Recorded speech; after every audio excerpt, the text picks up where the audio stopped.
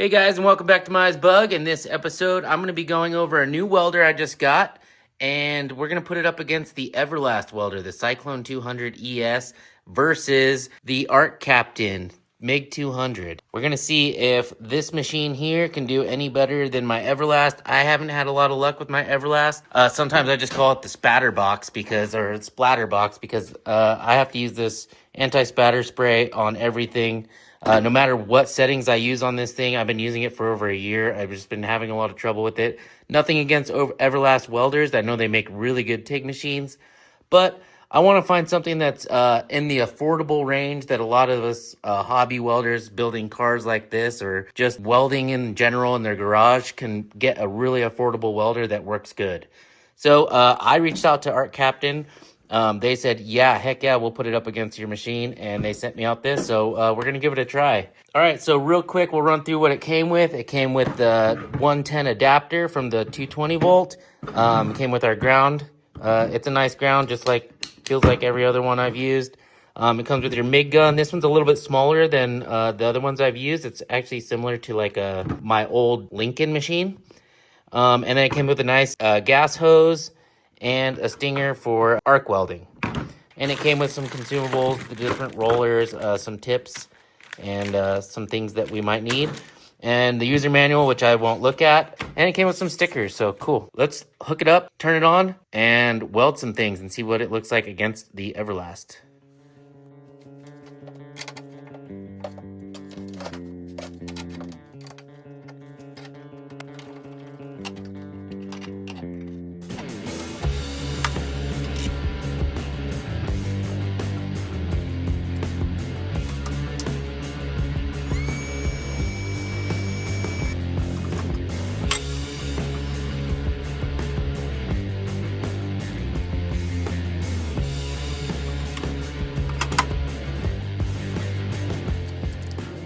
All right, so both of these machines are very similar in size. They're both the inverter machines. They both run on 110 or 220. They both do the spool gun, the stick welding, the flux core.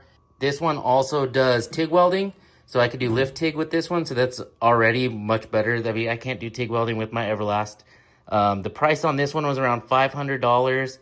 And the price on this one's around $400. I will be running them both with 030 wire and both running the same tank of gas on the same extension cord on 110. I'll be running the settings that come pre-programmed inside of these machines. This one's called the synergic mode. And then this one's just called power set. The power set that I've been using on this one, I have to do a lot of fiddling with it to try to get the batter down on the machine. And I'm not very happy with it because it's very hard. It has a very small band of where it works well. I'm really hoping that this Arccaptain machine has a wider band of getting higher quality weld. And hopefully with the synergic mode, it's gonna work really well. So we're gonna try that, and we're gonna try both of these machines with everything set the same. As far as their factory settings, and the same wire, same gas, same power, everything is going to be the same. So hopefully I'll just be able to buzz a bead on the same thickness material, and we're going to be able to tell some results. So let's give it a shot. One thing before we get started, the MIG gun on the Everlast welder, the Cyclone 200, it is much bigger. So the Arccaptain's gun is much smaller, much more petite. The tip sizes are the same. But I'll be able to fit this in much more tighter spaces whenever I'm trying to do the roll cage. They both have a swiveling ball at the bottom of the gun, but this one has a big giant spring on it, and it's very hard. I've had multiple times where I'm trying to get this into tight spots and I can't get it. It's just too tight. They both have the same removable tip. So they're very similar with the spring, so you don't have to unscrew it. They just slide right on, and then you can change your tips out.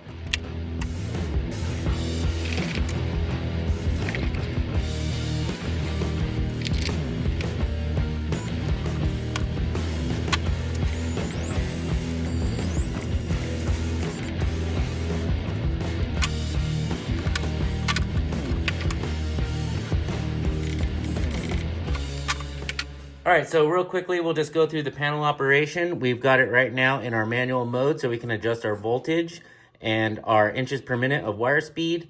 That will also control our amperage. We've got it set up right now in MIG mode. If we put it into synergic mode, we can now do the factory settings and recommendations for different types of material and gases and wire thickness and all that.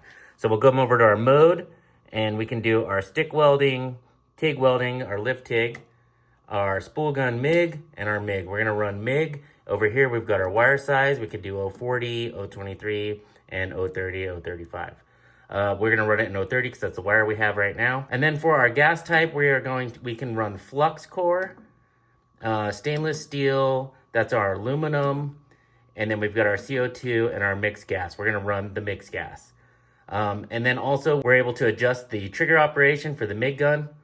Right here we can do our spot welding, our 2T and our 4T. The 4T is where you pull the trigger, boom, it's speed and wire, and then when you pull the trigger, it stops. That's our spot weld. And then our 2T welding, that's when we pull the trigger, we're welding, we let go, it stops. That's what we're gonna run right now. For the hard and soft knob here, we're gonna play with that a little bit. It's gonna adjust our MIG characteristics. So I've never had one of these before. It's gonna be really fun to try. We're gonna see what all the way hard does, all the way soft does, but we'll probably run it in standard for our tests whenever we're putting it up against the Everlast machine. And we're gonna be running our 75-25 mixed gas, running at 20 cubic foot per hour. So enough talking, let's start welding. Right now we've got a set of 1/8 inch, 1.5 inch tubing, and we've got an 1/8 inch flat bar. We're gonna run this right up the center here. We're gonna do corner welds and let's see how it goes.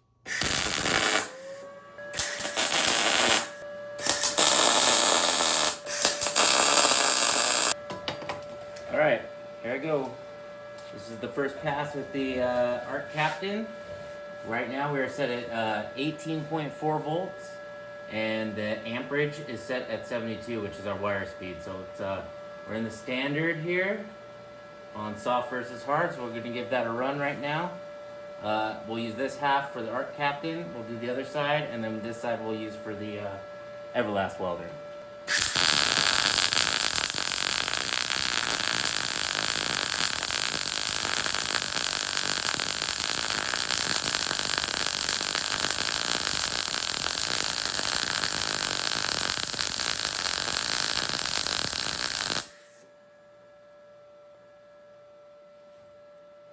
Alright, weld looks pretty good. We are getting a lot of spatter. I'm going to try running a drag rather than a push. Most of this comes off. Try dragging it up here.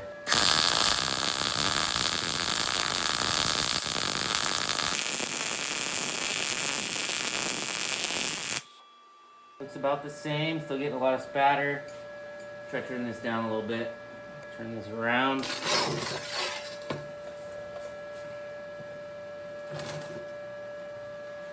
There we go.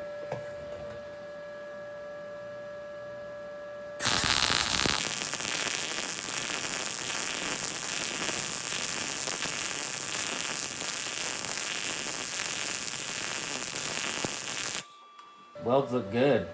Nice stacking of the beads or the dimes. You can get that dime stack look. Now I'm gonna try to pull it to hard and see what happens there. I'm gonna go all the way hard.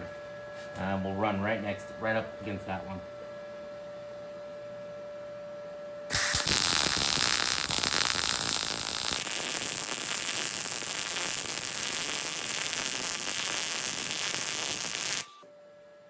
Not really seeing a big difference there. Now let's go all the way soft.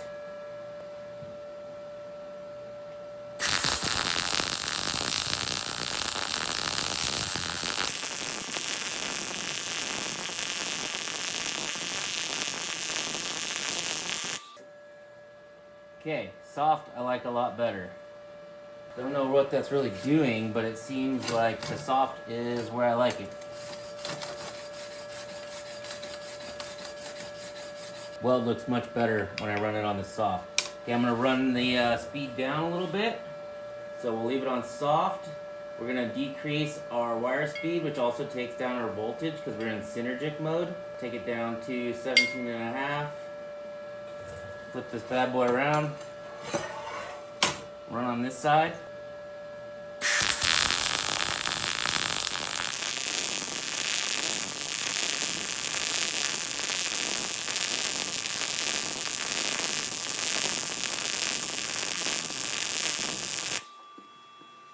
That's much better. A lot less spatter. It's like almost perfect right there. The synergic mode is working, and it's working well. I just got to get my settings, my voltage right for the material I'm welding. Okay, now I'm going to put it in manual mode, and we're going to try some manual settings here. So take it out of the synergic mode. Now we are at 17.5, 145. I'm going to turn the voltage up to about 18. And we're going to turn wire speed up to 150, and we'll try that. See how that goes.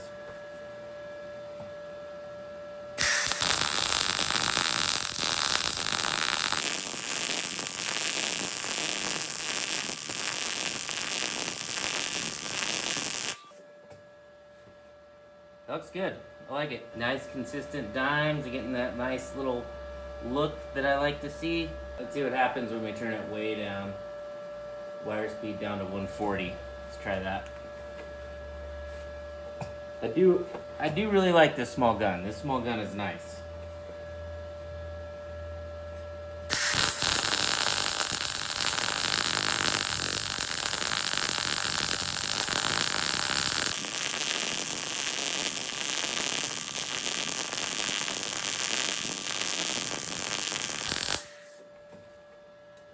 Okay, looking good. It's burning in nice. A lot more spatter on that one.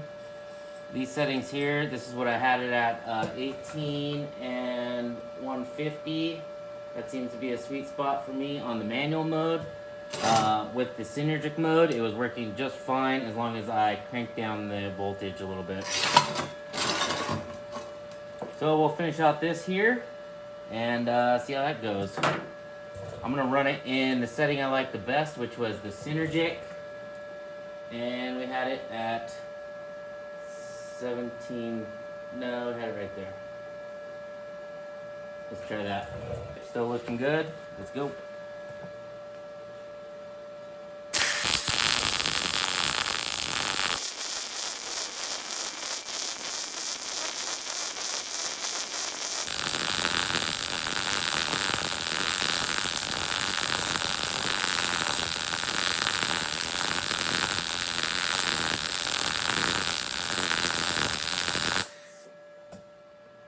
That's nice, right there.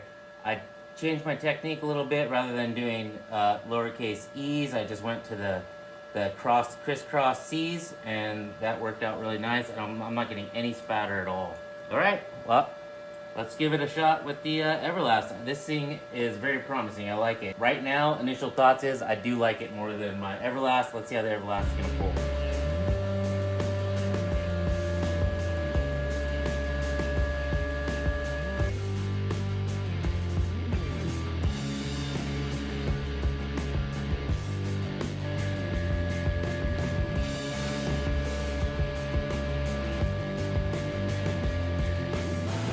Alright, so one thing about the Everlast is the fan runs all the time. With the Arccaptain, the fan only turns on whenever it needs to be cooled. So this thing's just running all the time.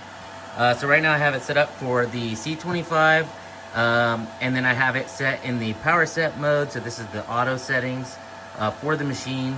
And right now it's telling me that with 030 wire and 1/8 inch steel, I need to be at 18.7 and 240 for wire speed. So we're gonna give that a shot and see how it goes.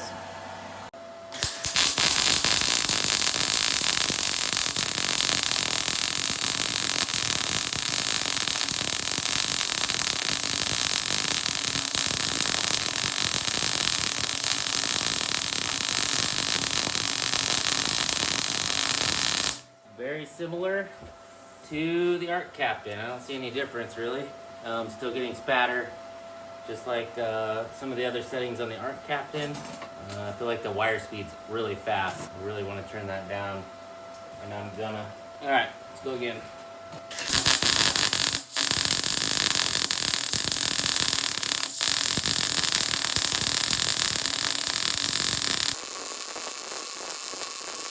Yeah, still a lot of spatter. The welds look different for sure. These are less shiny. I'm gonna bring the material thickness. So right now I have it set at 1/8 inch material. Even though this is 1/8 inch, I'm gonna bring it down one. See what happens. All right, so now we have it set at 14 gauge.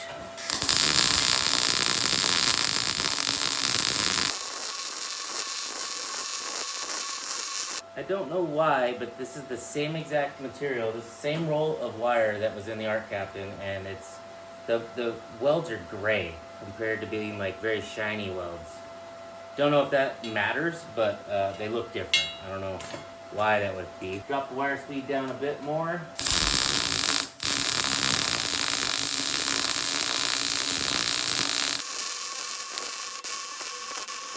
Very similar to, all these welds look the same. No matter what I'm doing, they're just kind of spattery. Flip around, let's try the other side. Welder sounds a lot different too. It doesn't sound like that bacon sound like you want. Let me go back to the power set, 1/8 inch material. So now we're at 18.7 and 240. We're gonna try a push now.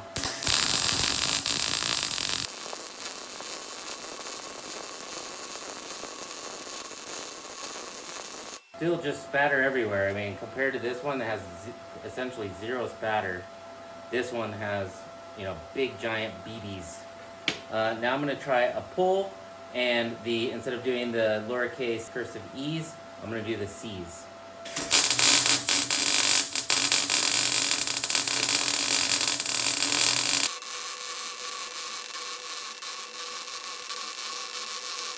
Getting a lot of undercut with this setting. Yeah, so I'll just bring the camera in and let you guys see what's going on.